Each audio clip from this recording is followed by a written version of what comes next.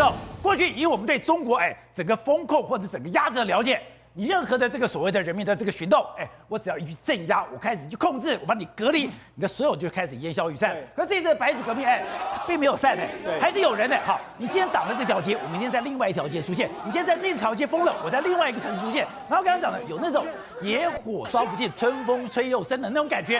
好，那刚刚讲的这个主力全部居然都是大学生串联，大学生串联的时候从50几个、90几个，现在变成100多个，而且最大的北京、清华这些名校全部都投进去了。宝姐，这次这个白纸革命里面来说，重心毫无疑问就是所谓这些大学生。为什么这些大学生你可以看到上街头的很多都很年轻？那为什么他们这个样子没办法接受？你看，包括北京大学，他们食堂外面还有这个留言，包括说清华大学也只有一个人，就说我不站出来的话，我以后会后悔等等，我会后悔一辈子。对，为什么会出来会风起云涌？主要原因这些大学生他们，宝姐他们看不到他们的未来，他们为什么？第一个，他们说他们过去3年以来的时间里面，他们想要过大学生的生活，结果没想到一进大学3年完全泡汤。我要么就是在风控，我连我同学是谁我都搞不太清楚，那我要怎么上什么哇？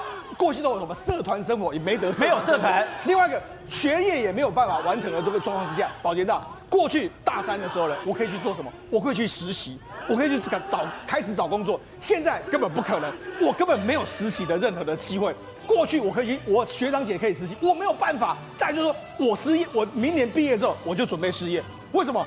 因为现在这3年的疫情过后。风控的过程里面，中国流失大量的这个外资的这个工作机会，少了至少2000万个。那2000万个少了之后，这些大学生最倒霉。目前为止，中国的年轻失业率高达20%，所以为什么这些年轻人会出来跟你拼？主要是他们真的看不到他们任何未来的可能性嘛。我本来梦想好不容易他们的大学可能比台湾更竞争。对，我花这么大力气跑去念大学，念大学这3年都在风控，对，我什么都没有学到，我也没有在享受我的大学生活。就发现我要毕业了，对，我要毕业了以后，发现我没有实习的机会，我没有任何的人脉，对，我根本连工作都没有。所以为什么他们出来跟你拼命就是这样？那你看，事实上被封到之前呢，我们不是说了，他们有流行养殖狗吗？甚至还在学狗爬，这就是他们已经被封到一个临界点的这个位置。就果然，他们现在爆发出来了。爆发出来之后，你知道，事实上我们就讲。现在其实很多外国的媒体去采访他们，你看采访他们说，过去他们根本不会不敢接受，不敢讲，他们就弄了口罩。我觉得这是他们之前在学狗的这个爬行的这个状况。他们现在呢出来接受媒体访问的时候，你知道，他们就直接亮相给你看，没有问题，把口罩拿下来，他就说我们没有错了。你看这3年我们经历很多事，下一个贵州，下一个新疆，可能就是我不能坐以待毙，我不能自取灭亡。螳臂挡车，我也要挡一下，所以人家就说他是螳臂挡戈奶，就是这样。就这个人，对，这个人他在接受 NHK 的什么朝日新闻的访问的时候，对，他居然把口罩拿下来，对，就算是螳臂挡车，我要挡一下。对，好，那另外一个，这也是一样，这是 BBC 在采访的时候，他们在北京亮马桥这个地方，这就是所谓螳臂挡车哥。另外这2个是什么？丢体哥跟丢体姐，为什么？他们就讲了，他说，你们为什么要出来？他说 It's our duty， 所以人家大家都说，哦，原来是这样，这是你的 duty， 还有你的 duty， 所以是丢体哥跟丢体姐。虽然他们现在都是一个一个出来，就变成是一个一个 icon 在这个地方，这对中国来形成一个所谓推波助澜的效果。可是以前这些都躲起来，现在冲出来了。现在大家都你看，包括说我们在清华大学那个也是他第一个开始，现在越来越多人响应，所以我才说从昨天我们来讲70几个，现在已经烧到了175所大学，现在开始在串联，互相串联起来的一个状况。所以为什么不是他们现在连海外有中国人念书的地方，像西雅图大学、哈佛大学、加州理工大学，全部都进来了。海内外大学现在开始在互相串联，在声援这个所谓白纸运动或是白纸革命。所以呢，现在当然对中国压力非常大。那压力非常大之后怎么办呢？宝姐，他们现在开始做很简单。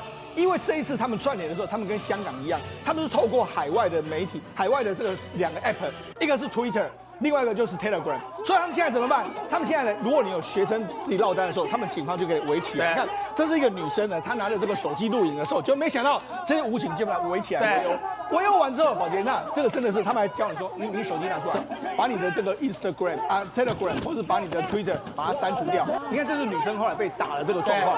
那除了这个之外，你可以看，这也是一样。我们昨天不是讲吗？他们抓女生很有种就挡到那边，没关系。那我们就讲，昨天我们不是说很多死者被抓到大巴上面吗？这是大巴上面的这个照片，他说要求你说，刘宝洁，你把你的手机打开，我要看看你的里面是什么东西。就这个女的不打开，宝洁，那这个男子就直接赏他巴掌，那就直接就打他过去了。你想说，这个画面流出来的话，你到底是谁？对，你为什么这个权利你可以这样呼我巴掌，或者是这样打我？你看，就这样打他一巴掌。那除了这个之外，你看，这还有一个在上海。一个年轻人落单，然后就公安就说来，你把你的手机交出来。就这样他不要之后，你看他一直在那边推拖拉，警方原本要把他带走，那把他带走之后，后来是怎么样？后来是周边的那些大妈大叔就说你干嘛这样，干嘛欺负小女孩？所以后来才让那个小女孩离开，不然的话这个真的，所以现在整个中国大陆开始在查相关的这2个 app。而且刚刚讲的，他们这些公安这些所谓的这个街头办事处，他们是有一个 SOP， 是要求说你所有的人你在什么地方，在长乐街、复兴路、五元路、华山医院周边，你要核查什么？你只要是路人、农民工、青年，刚刚讲3种：路人、农民工、青年，看什么？你们这些大学生的手机里面有没有 Twitter？ 有没有 YouTuber？ 有没有 TikTok？ 有没有 Telegram？这些所有东西，你全部给我拿出来，全部这些翻墙的，马上给我删掉。删掉了以后，你有这些东西，你要把你的身份证、连你的父母的证件、你的手机的号码，还有你的人脸的照片，你要全部给我留下来。那你想，除了这个我要查你2个 app 有没有你不要串联之外，现在他们做一个动作，也就是说，原本他们在接下来一段时间，他们要考一个所谓的公务员的考试。就公务员考试呢，因为我们知道公务员的考试都是年轻人要考，他怕说，你这样不是集结在一起吗？我就说，我们现在的这个我们年度的这个公务员考试，我们往后延期。那除了这个之外，他现在还把你调离学校。那他们现在做一个方法是什么？开始征用部分学校的这个宿舍，就说，刘宝杰，你们清华大学现在呢，你们准备要这个宿舍要当成是所谓防疫的旅馆，你先离开好了。那而且他还不是全部都离开哦，同一个房间里面他可以调离2、3个这样，然后让你回家，开专车让你回家。所以等于是他们现在有方法来尝试的瓦解年轻人的他们串联跟集结的可能性。那另外一个，我很惊讶是南华早报居然今天质疑中国公布的失业率是假的。当然，为什么？因为事实上现在之后封起来了嘛，封起来的话，传媒当然会有这样子的一个这个所谓的感觉。你看他公布什么？中国的就业令人怀疑。为什么？因为事实上他说中国没有涵盖3亿的农民工的统计数字，所以3亿农民工的失业率可能比你更加严重。我们就讲。包括年轻人的失业率现在高达20%左右的这个数字，年轻人出来就是失业，所以为什么这些农民工或者这些年轻人会在选在这个时候会上街头？因为你再不解封，他们可能真的会活不下去了。好，正好刚才讲的，现在中国这个白纸运动，连美国都有点紧张，美国居然去警告他们住在中国的侨民说，你要准备14天的饮食、粮食跟水分。有这么严重吗？对，因为一不小心就擦枪走火。我们先给大家看徐州的状况，因为徐州现在已经看到是有这个坦克上面有这个装甲车你看是一般般的还有开进徐州所以当坦克开上街头的话，那这个6四就可能会重演，就有可能会发生血腥镇压。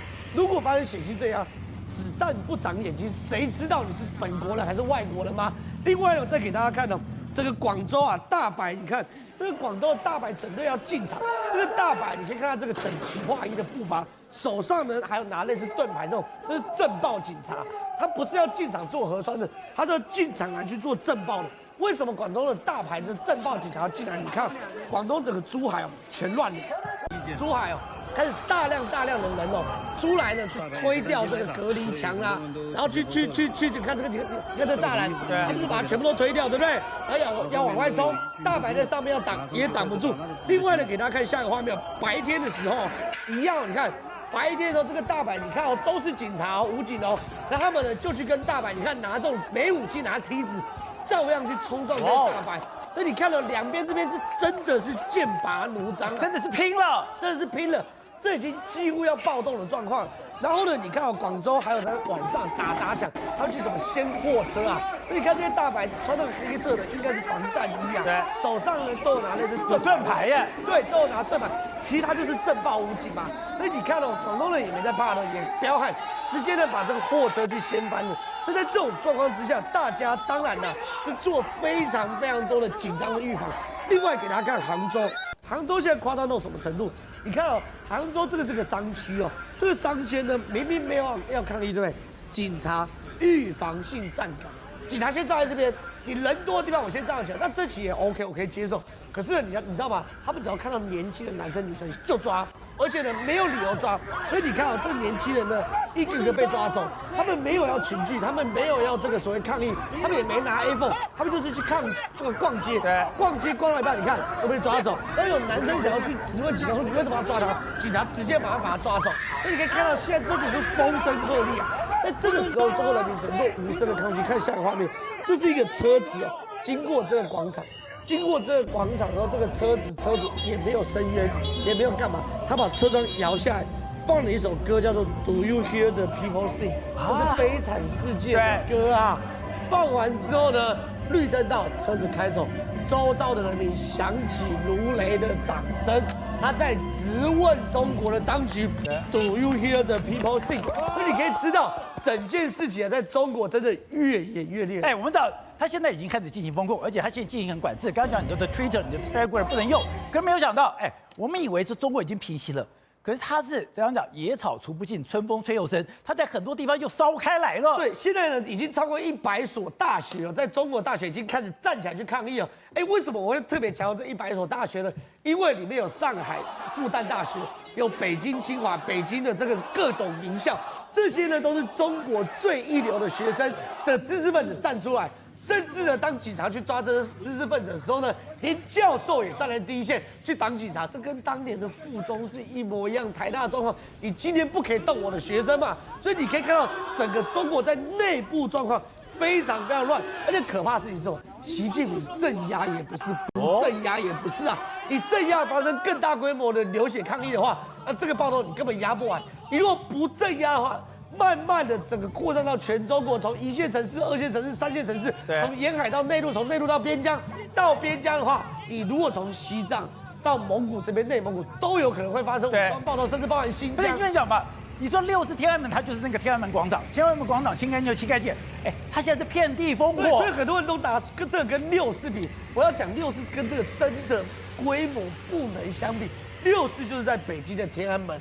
可是现在是野火已经在燎原了。好，对的，该讲的，为什么现在这样的大家这么愤怒？是因为一个一个的事件，他讲说，一下是贵州，一下是云南，我今天再不出来，要讲乌鲁木齐要烧死44个人，下一个那就是我了。这个就所谓的共感之通啊。那你知道吗？对这个习近平来讲，他明年2月正式登基之前，不能发生任何重大的事情啊。那么这次的这个白纸革命呢，那么对习近平来讲是非常危险的事情。为什么？因为他好不容易在G20的时候呢，跟美国、跟欧洲、跟澳洲的总理大家站在一起啊，那好不容易准备要重返世界外交。我问你，如果这个时候他下令镇压这些学生，像6四天安门事件，那会怎样？欧美立刻会进行经济制裁等等嘛，所以呢，他现在面临到两难，可他不压不行，因为如果不压的话怎么办？他真的开始在这个泄压了。为什么？轮胎充气太饱才会爆炸，他现在开始悄悄在放轮胎了。就在今天下午3点，那么中共3大官媒，包括人民日报、新华社跟这个中央视，不约而同报道中国国家卫健委的记者会，里面特别讲。快封快解，应解尽解，你知道吗？什么意思啊？用最简单的方式就是说，我们会快封啦，但是呢，我们会马上就解除啦，我们不允许像现在这些小区啊，又变成这个样子啦，会减少民众的不快。就在今天晚上的时候呢，乌鲁木齐就是这一次的整个引爆点，乌鲁木齐嘛，对，封控。乌鲁木齐人民政府宣布，中低收入户每人发人民币300，你知道吗？发300。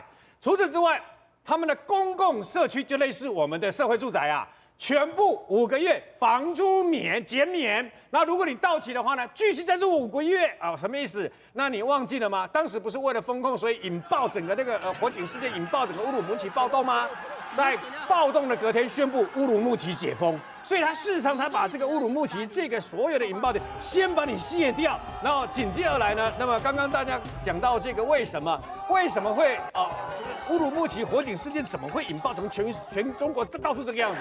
因为其实他们已经忍很久了。你记不记得西安那个孕妇事件？西安孕妇怀孕8个月，结果呢，她因为肚子很痛，然后呢快要生了，但是怎么样？给她送到医院去，就在医院的门口被验方说她的这个孕妇，她的核酸检测已经超过4个小时了，拒绝她进去，要重新再做核酸，要怎么搞的？最后，因为这个孕妇呢，因为4个小时了以后呢，她那个大出血啊，所以后来勉强才让她进去。这个时候胎死腹中，就婴胎儿就死在里面。然后呢，为了做核酸检验，只超过4个小时，没错不能进医院。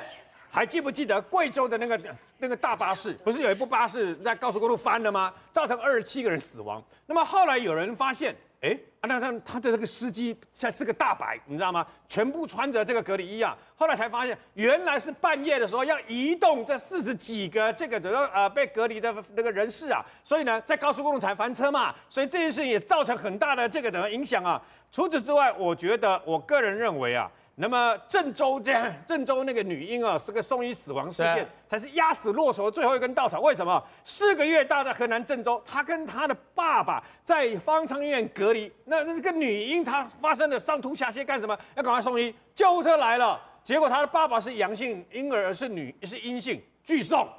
你照理来讲，赶快先送女婴嘛，对，赶快抢救嘛，拒送呢，救护车还1个半小时才来。后来他爸爸怎么办？没办法，因为女婴越来越严重，想尽办法通知第2辆救护车，8个小时终于来了。结果呢，这个时候把女婴送医了，送到100多公里以外的这个医院，女婴因为这样死掉。所以你就知道这些事情一个接着一个。你如果把一人关在里面，像那个等于说关在这个3个多月100多天，你也会疯掉。所以他们忍无可忍，由知识分子，那么大学生100多种起来进行这所谓的白纸革命。